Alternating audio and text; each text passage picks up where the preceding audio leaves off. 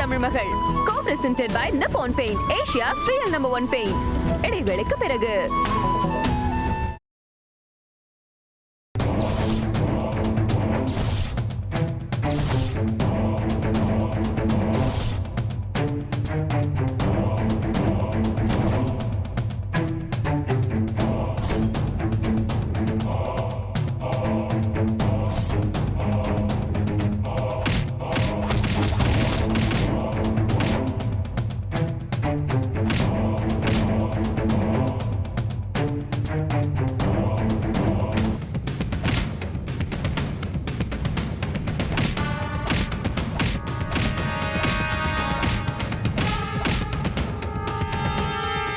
பாரு, போய் உன் ராஜாமா கிட்ட சொல்லு, இந்த கேஸ்ல நான் தான் ஜெயிப்பேன்னு சொல்லு.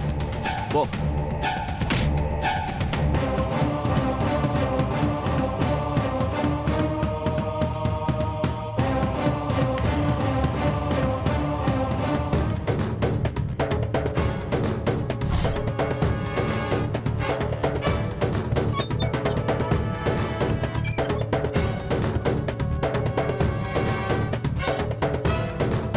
வா ஜீவா.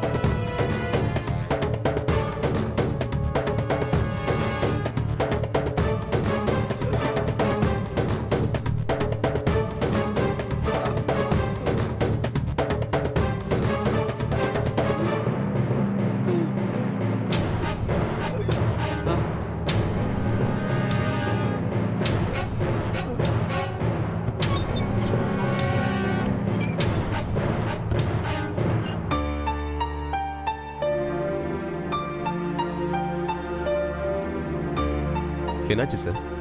யார் இவங்க? எல்லாம் நம்ம கேஸ் மேட்டர் தான். அந்த ராஜம்மா வந்து டீல் பேசினாங்க, நான் ஒத்துக்கல.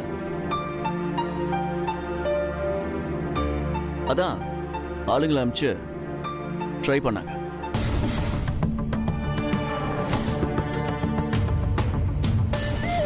அதான் திருப்பி கொடுத்து அனுப்பிச்சேன்.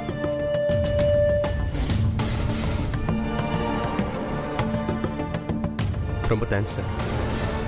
இவ்வளோ நடந்ததுக்கு அப்புறமும் எங்களுக்காக இந்த கேஸை நடத்த சம்மதிச்சதுக்கு. நான் எப்பவும் நியாயமா இருக்கிற கேஸுக்காக தான் போராடுறேன். அதை ஜெயிச்சு கொடுக்கறதுக்காக உயிரையும் கொடுப்பேன்.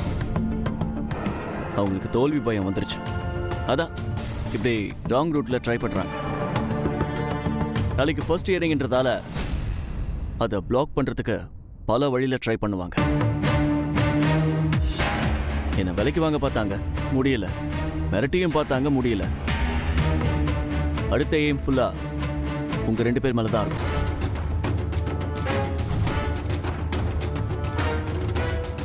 உங்களை ஏதாவது பண்ணி நாளைக்கு ஹியரிங்க்கு வர விடாம ஏதாவது பண்ணுவாங்க. 2 பேரும் கொஞ்சம் கேர்ஃபுல்லா இருங்க. ஆனா கரெக்டான நேரத்துக்கு கோர்ட்டுக்கு வந்துருங்க. Okay sir. சரி, ஜாக்கிரதையா போங்க. வரும்.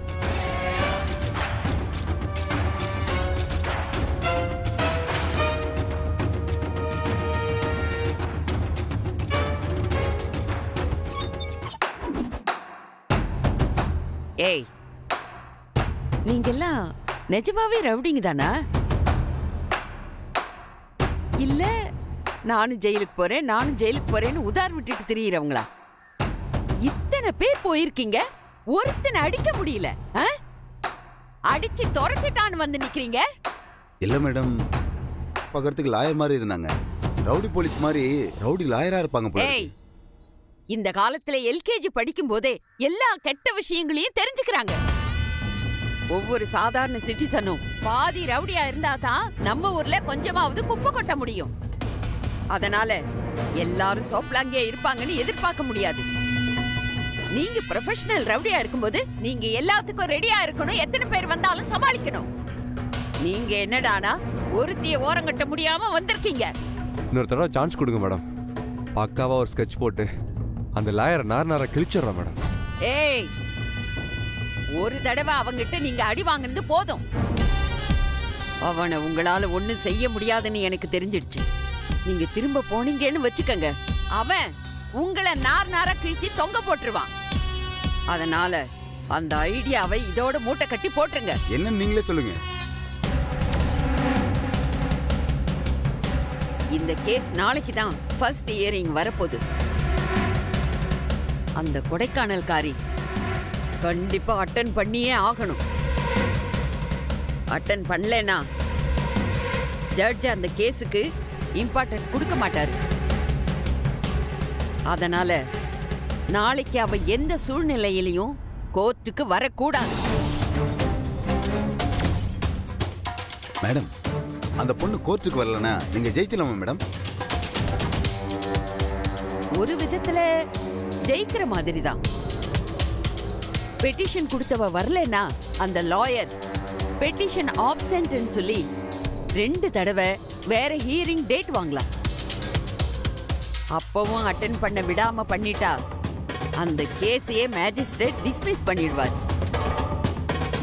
அந்த பிரீத்திங் கேப் போதும் அவ பிரீத்திங்கை நிப்பாட்டுறதுக்கு. நீங்க எத்தனை பேர் சேர்க்கணுமோ சேர்த்துக்கங்க. பட் அவங்க எல்லாம் சோத்து மாடா இருக்க கூடாது. எப்படி வேணாலும் பிளான் போடு, எவ்வளவு செலவானாலும் பரவாயில்ல. பட் நாம நினைச்சதை சக்சஸ் பண்ணி ஆகணும். நீங்க மட்டும் சொதப்புனீங்க, நானே உங்களை சுட்டு தள்ளிடுவேன். உயிரை கொடுத்தாவது அவளை தூக்குறோம். நீங்க ஆசைப்பட்டதை நாங்க செஞ்சிருவோம் மேடம்.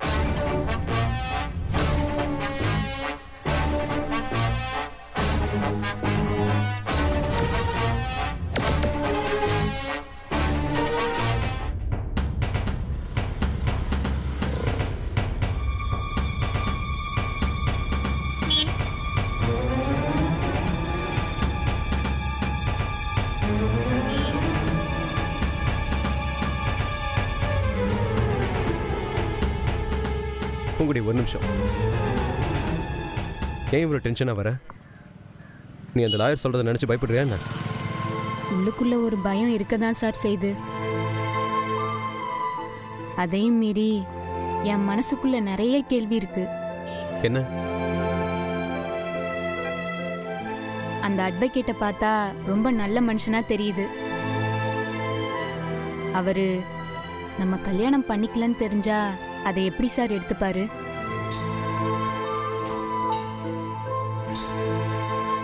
உன் சந்தேகமும் சரிதான் பூங்குடி. இப்போ அதை நினச்சி கன்ஃபியூஸ் ஆகாத. இப்போதைக்கு நாம் எப்படி கேஸை வின் பண்ணுறதுன்னு பார்ப்போம். அதுவும் இல்லாமல் அதே காலேஜில் நீ படிக்க போகணும். அதுதான் என்னுடைய லட்சியம். மற்றதெல்லாம் அப்புறம் பார்த்துக்கலாம். பூங்குடி, நாளைக்கு எந்த பிரச்சனையும் இல்லாமல் முதல்ல இந்த கேஸில் ஜெயிப்போம். லாயர் சொல்கிறதெல்லாம் வச்சு பார்த்தா ராஜம்மா ஏதாவது கிரிமினலாக பிளான் பண்ணுவாங்கன்னு தான் தோணுது. நம்ம கொஞ்சம் கேர்ஃபுல்லாக இருக்கணும். வா போலாம்.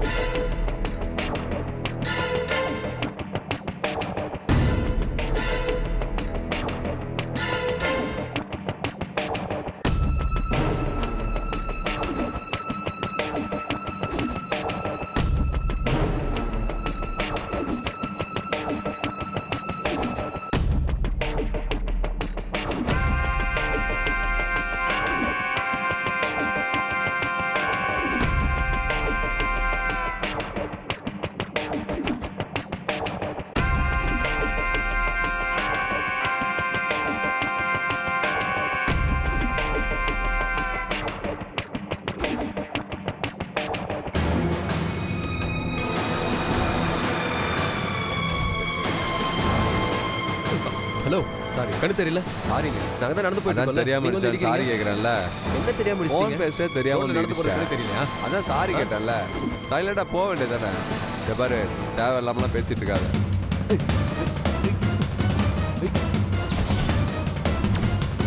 டேய் டேய்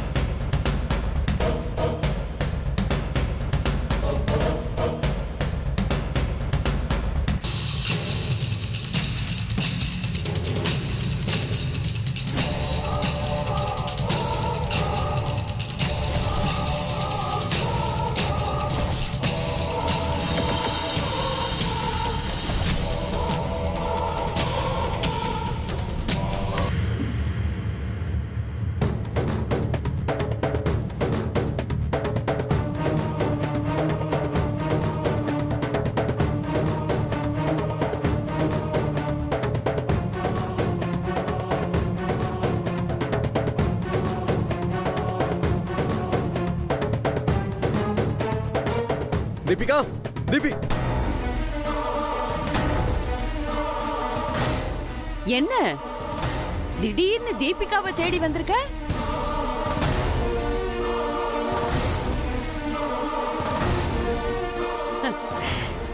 எனக்கு தெரியும், என்னைக்காவது ஒரு நாள் நீ என் பேத்தியோட வேல்யூ புரிஞ்சுக்கிட்டு அவளை தேடிக்கிட்டு வருவேன்னு எனக்கு தெரியும்.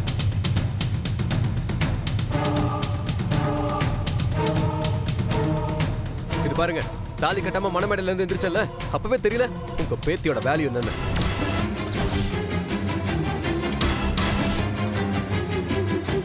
ஒருத்தர் மேல பிரியா இருந்தா மட்டும்தான் தேடி வரணும்னு இல்ல, கோபம் ஆத்திரம் இருந்தாலும் தேடி வரலாம்.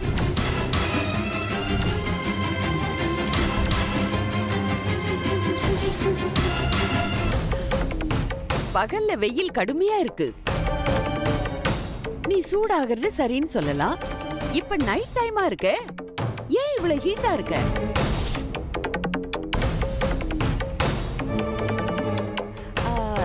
நீ என்ன பண்ற? எலுமிச்சம்பழம் இல்ல, எலுமிச்சம்பழம் அத நல்லா மண்டையில வச்சு அழுத்தி தேய்ச்சி குளி.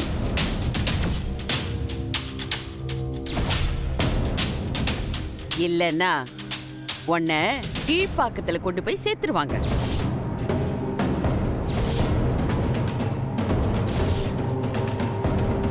நான் கீழ்பாக்கத்துக்கு போறேனா இல்ல உங்களை கீழ்பாக்கத்துக்கு அனுப்புறேனான்னு கொஞ்சம் வெயிட் பண்ணி பாருங்க.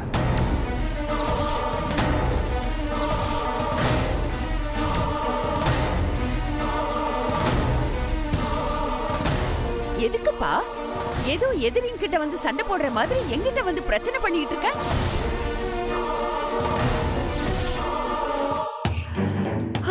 ஓகே, நீ தீபிகாவை பார்க்கணும், அவ்வளவுதானே? அவ மாமியார் மாயாவதி வீட்ல இருக்கா.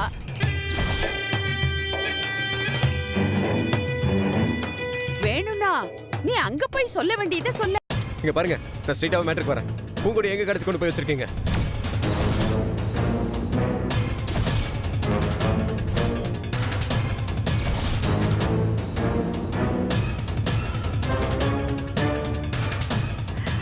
இங்க பாரு, கடத்துறதுன்னா கோல்டு, டைமண்ட், டாலர்ஸ்னு வேல்யூ உள்ள பொருளாதான் கடத்துவாங்க.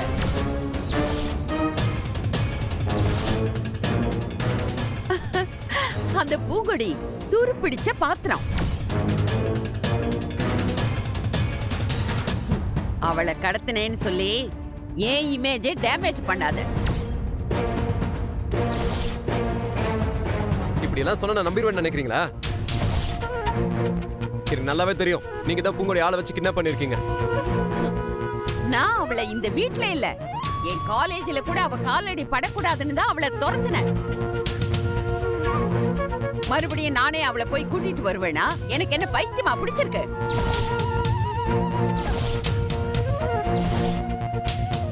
பூங்கொடி மறுபடியும் காலேஜ்குள்ள நுழைய கூடாதுன்ற காரணத்துக்காகவும் அவ கோர்ட்டுக்கு வரக்கூடாதுன்றதுக்காகவும் தான் நீங்க அவளை தூக்கி இருக்கீங்க. ஓ, இப்படி ஒரு ஐடியா இருக்கா? இப்படி எல்லாம் கூட கேஸ்ல ஜெயிக்கலாமோ? ஐயோ, எனக்கு இது தோணவே இல்லையேப்பா. அட, என்னமா கிரிமினல் தனமா யோசிக்கிறீங்க? நீ எல்லாம் ப்ரொஃபசர் தான் நினைச்சேன், ஆனா கிரிமினல் ப்ரொஃபசரா இருக்கியே, வெரி குட். சும்மா நடிக்காதீங்க.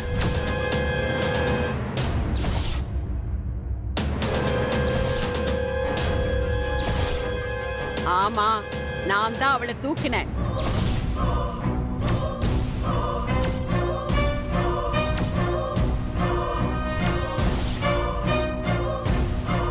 தூக்கி அவளை வீட்டுக்கு கொண்டு வரல, நாய் பிடிக்கிற கார்ப்பரேஷன் வண்டியில அவளை அடைச்சு வைக்க சொல்லியிருக்கேன்.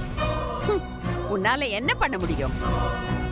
ஆனா நீ என்ன பத்தி கரெக்டா கணிச்சு வச்சிருக்க. இத பார், நான் ஜெயிக்கிறதுக்காக எது வேணாலும் செய்வேன். இது பாருங்க, ஜெயிக்கிறதுனா நேருக்கு நேர் மோதி ஜெயிக்கணும். அதுனா குறுக்கு வழியில பொட்டத்தனமா.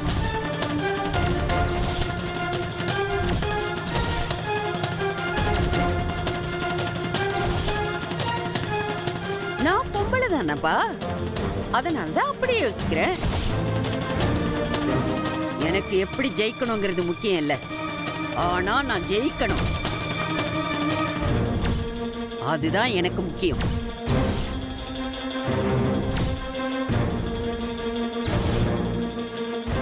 பாக்குறேன், அதையும் நான் பாக்குறேன். இந்த உலகத்துல நீங்க எங்க பூங்கொடி அடைச்சு வச்சிருந்தாலும் நான் கண்டுபிடிச்சு கூட்டிட்டு வந்து நாளைக்கு கோர்ட்ல அட்டன் பண்ண வச்சு ஜெயிச்சு காட்டுறேன்.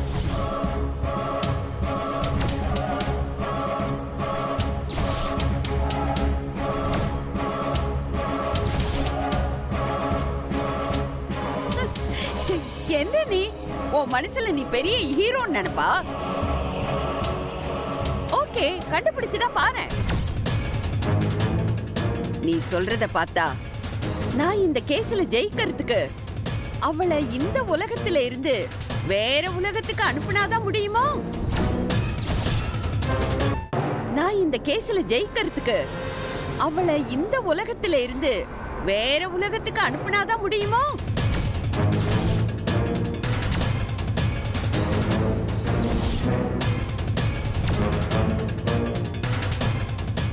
Okay, I'll think about it.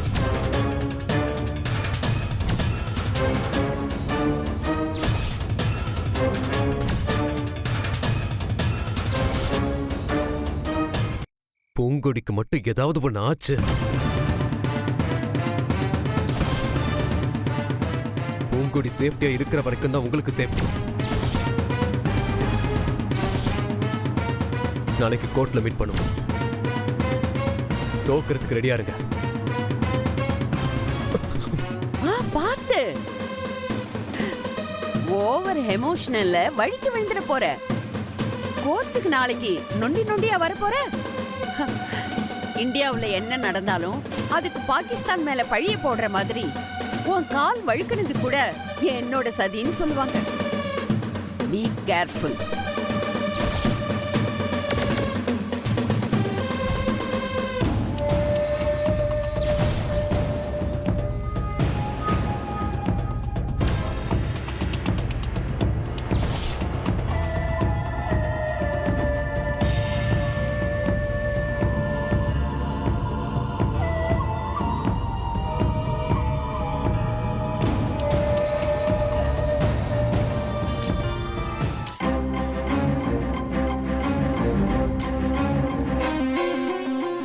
சொல்லுங்க மேடம்.